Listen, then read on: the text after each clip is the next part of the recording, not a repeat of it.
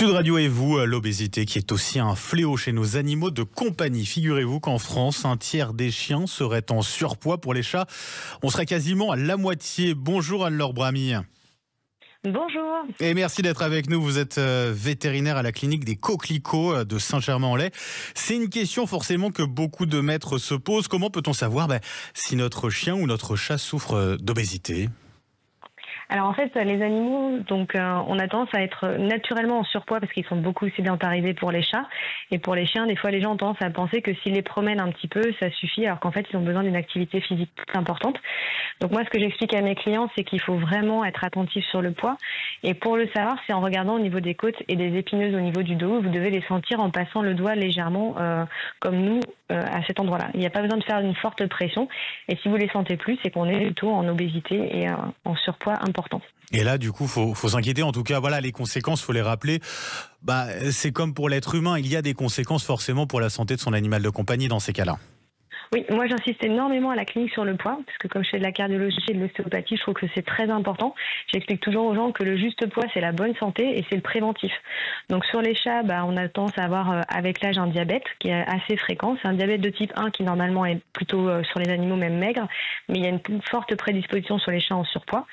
Et ensuite sur le chien, on a tout ce qui est problème de ligaments croisés, donc avec les ruptures des ligaments croisés et les problèmes des hanches sur les grands chiens.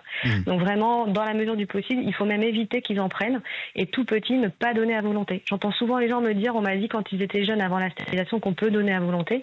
Et moi, je dis aux gens, non, ils peuvent manger la même quantité qu'un adulte, mais pas plus. Je dis, c'est comme les enfants, ils peuvent manger une pizza, mais pas deux. Voilà. Ouais. Est-ce que justement, vous en parliez de la stérilisation, la castration, est-ce que ça peut provoquer une prise de poids importante ?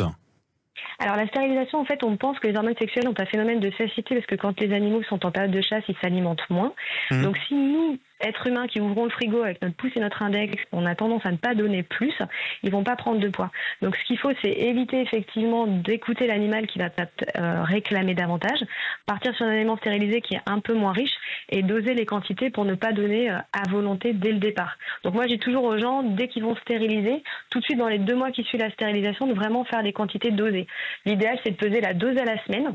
Comme ça, au moins, on est sûr de ne pas avoir toute la famille qui distribue une dose journalière et on aurait moins de possibilité de contrôler. Comment on peut faire maigrir son animal de compagnie s'il est en surpoids ou en situation d'obésité ? Alors moi, au niveau du régime, de la perte de poids, j'ai essayé plein de choses parce que je suis vraiment sensibilisée à ça. Ouais. J'ai essayé beaucoup de croquettes et je trouve au jour d'aujourd'hui que celle qui fonctionne très bien, c'est le métabolite de chez Hills.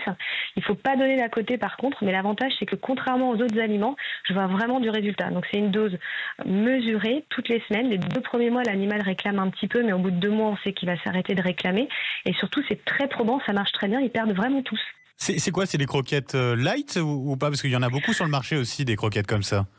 Alors, vous avez les croquettes riches en protéines, les croquettes riches en fibres, les croquettes moins caloriques, donc c'est les light. Non, là, c'est une croquette qui modifie le métabolisme pour favoriser la lise de la graisse.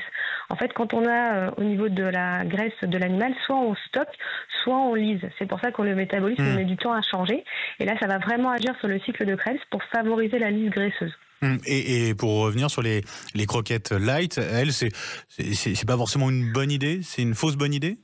Alors en fait, le light, c'est le préventif. C'est-à-dire que pour que l'animal évite de prendre du poids, on peut passer sur du light s'il a tendance à être prédisposé au niveau racial.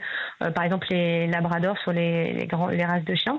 Aussi au niveau génétique, on sent que le chat commence à prendre un peu plus de gras. Par contre, vous pouvez tout à fait donner autre chose que du light. Déjà, le stériliser, c'est déjà convenable au départ. Le light, c'est vraiment quand l'animal va prendre encore plus. Mais tous les cas, c'est pas à volonté. Même nous, si vous mangez du light, mais que vous mangez toute la journée un yaourt light, à la fin, vous prenez quand même du poids. Ça va pas du tout. Effectivement, le résultat est le même. Les maîtres se sentent parfois, faut le dire, un peu coupables de mettre leur animal à la diète. Qu'est-ce que vous pouvez leur dire à ce niveau-là pour les rassurer, pour les encourager quand c'est nécessaire? Alors, voilà, moi ce que je dis aux gens, c'est que si on veut passer du temps avec son animal et lui faire plaisir, on n'a qu'à sortir, jouer avec lui, se promener. Donner à manger, c'est un réflexe rapide, mais finalement c'est pas ce qui les rend plus heureux, et nous c'est pareil. Donc passez du temps avec eux, jouez avec eux, et ils seront très heureux. Et voilà, merci beaucoup, merci pour tous ces conseils, Anne-Laure Bramy. Je rappelle que vous êtes vétérinaire à la clinique des Coquelicots de Saint-Germain-en-Laye. Je vous souhaite une très belle journée. Merci pareillement, belle journée à vous, au revoir.